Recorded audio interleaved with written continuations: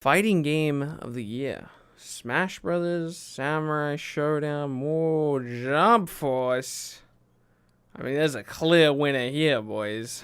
There we go. That's right. Jump Force has been nominated for Fighting Game of the Year. Now, this is a touchy subject for me because I started off as a fighting game channel. I transitioned into anime content for Jump Force. I'm still somewhere in between fighting games and anime, and I'm happy with that spot that I'm in. So when Jump Force is nominated for Fighting Game of the Year, I think it's probably something that I should talk about. And I would like to jump in there with the crowd and laugh about the idea of Jump Force being nominated, but I would like to turn this in hopefully a more fruitful discussion. I'm not against Jump Force being nominated at all. It's not gonna win. It's just a nomination. And to be clear, it shouldn't win, but the nomination is probably deserved. Now, what I mean by deserved is not necessarily that Jump Force was some great game or even that it was a good game. So before we go jumping down my throat and yelling at me for even suggesting that it deserved to be on the list, let me explain why. The sad reality of the situation is that we didn't get many fighting games in 2019. The fighting games that Jump Force has been nominated to go up against here is Samurai Showdown, MK11, Smash Bros, and DOA 6. My only contention with Jump Force being on this list is that it's not competitive. But assuming you remove the requirement of Fighting Game of the Year being a competitive fighting game, what else would you have even put on the list besides Jump Force? Again, 2019 didn't offer a lot in the way of fighting games. The only games I could come up with to replace Jump Force on the list are Power Rangers Battle for the Grid, which has its own host of problems, Fantasy Strike, which has like 12 people playing it, and Kill la Kill If, which has a roster problem and it's not very brand friendly. But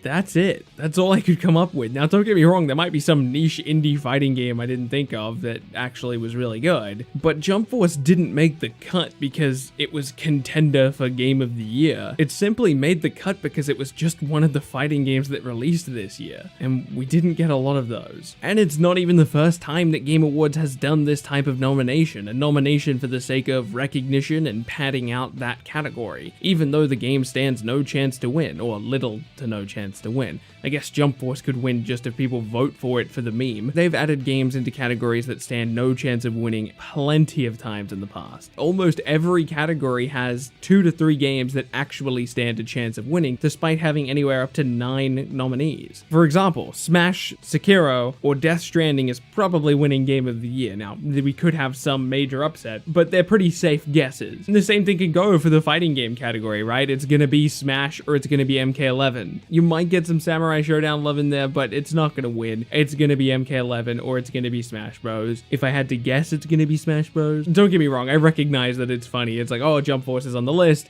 A non-competitive, funny arena fighter that had problems at launch and maybe still has problems now makes its way onto the list for Fighting Game of the Year. But like I said, it's just like, what else do you want to put on the list? If we were being honest with any Game Award category, there would be like 3 nominees for everything. But it's just nice to show some games like, hey, you matter too. We're going to nominate you as well. You're not going to make it, but it's nice that you were in the conversation. Now, it's another thing to argue, does Jump Force deserve to be in that conversation? Knowing that it's not going to win, I don't know. If you care about video games, I would recommend going to vote for your choices for Video Game of the Year and all the other categories for the Game Awards. I think it's important to recognize these companies for the hard work that they put in to produce these games, and even if that just means voting for them for Game of the Year, that's awesome. My personal vote for Fighting Game of the Year 2019 is going to be Smash Brothers. Even though I prefer Mortal Kombat 11, I gotta give it to Smash Brothers for the incredible work that they've done so far. Thank you so much for watching this video. What do you guys think about the Game Awards 2019? I'll probably do a reaction thing because I'm sure Smash Brothers will have a character reveal. They've been teasing it a little bit here and there. My name is Bilbzy, and I'll be sure to catch you in the next video.